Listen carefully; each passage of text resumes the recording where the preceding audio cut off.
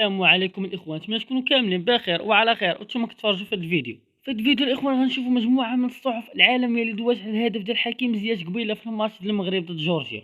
بلا ما نطول عليكم الاخوان، ندخلوا دايركت في صلب الموضوع. الصحيفه الاولى الاخوان هي اكتو فوت افريك اللي كتبات الساحر حكيم زياش. اما بالنسبه للصحيفه الثانيه اللي هي جوار بلجيك، كتبوا عليها هدف حكيم زياش من نصف الملعب وداروا على ديك الصوره اللي كتعبر على الدهشه ديالهم.